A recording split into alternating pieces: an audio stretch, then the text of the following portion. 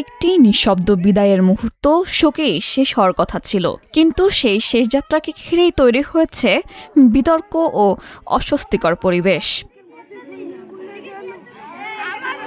সুবর্ণা আক্তার নামের এক নারীর মরদেহ 14 মে দুপুরে চুয়াডাঙ্গার শহরতলি এলাকায় পৌঁছলে দাফনকে কেন্দ্র করে আপত্তি তোলে স্থানীয়দের একটি অংশ।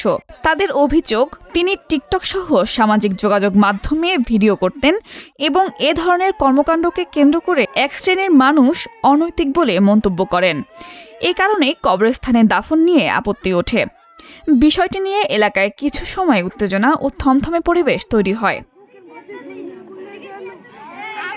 স্থানীয়দের কেউ কেউ আবার দাবি করেন তিনি কবরস্থানের সদস্য নন, তাই এখানে দাফনের নিয়ম নেই। এ নিয়ে দফায় দফায় তৈরি হয় জটিলতা। যে মেয়েটা মারা গিয়েছে আমাদের কিন্তু স্থানীয় না, সে এক এক সময় এক এক রকম জায়গায় থাকে, তার চরিত্রটা এরকম যেটা আমরা বলতে পারবো না, অথচ খারাপ আমরা জানি আমাদের জানা মতে। আমরা চাচ্ছি আমাদের পারিবারিক বা আমাদের যে 8 নম্বর ওয়ার্ডের যে গোরস্থান কবরস্থান আমাদের সবাই জনগণের, এখানে তো অবৈধ এক কথাই। তার সে আমাদের 8 নম্বর ওয়ার্ডে কোনো এনআইডি কার্ডও নেই, তার সেইখানে তো বাড়ির মালিকানাও না, স্থানীয় না।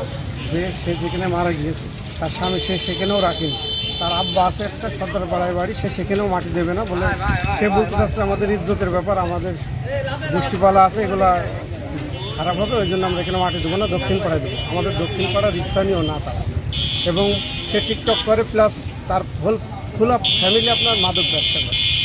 তাদেরকে যদি আমরা সমাজের লোক বলতে যাই, তারা শহরের মস্তান নিয়ে আমাদের মারতে যায়, বিভিন্ন রকম হুমকি ধমকি দেয়। এই জন্য আমাদের সমাজ, আমাদের এলাকায় আমাদের মাদক।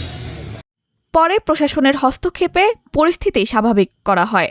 কবরস্থান কমিটির নির্ধারিত নিয়ম অনুযায়ী 7,000 টাকা সদস্য ফি পরিশোধের পর রাত 10:30টার দিকে মরদেহ দাফন সম্পন্ন হয়। এর আগে বুধবার রাতে ঝিনাইদহ শহরের একটি ভাড়া বাসায় গলায় ফাঁস দিয়ে আত্মহত্যা করেন সুবর্ণা আক্তার।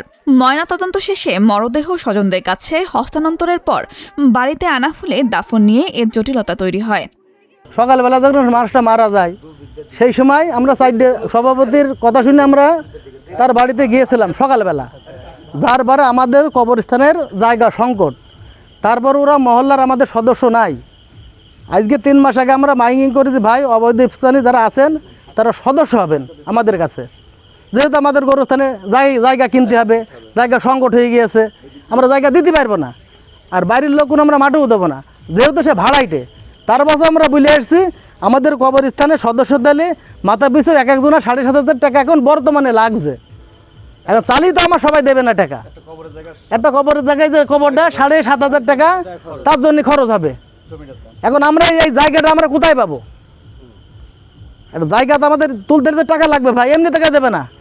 বর্তমানে এখন 3 লক্ষ টাকা 2.5 লক্ষ টাকা জমির কাটা, এই টাকাটা আমরা কোথায় পাবো? তবে পরিবারের সদস্যরা জানান, একই কবরস্থানে এর আগেও দাফন সম্পন্ন হয়েছে, এবারই অযথাই বাধা দেওয়া হয়। কবরস্থান কমিটির পক্ষ থেকে জানানো হয়, নিয়ম অনুযায়ী সদস্য না হলে নির্ধারিত ফি দিয়ে দাফন সম্পন্ন করা হয়েছে। শেষ পর্যন্ত সব বিতর্ক, আপত্তি আর উত্তেজনার অবসান ঘটিয়ে রাতের নীরবতায় মাটির নিচে ঠাঁই হলো সুবর্ণার, যেখানে জীবনের সব আলোচনার শেষ ঠিকানাও হয়ে থাকে একই। ডেস্ক রিপোর্ট, আজকের পত্রিকা।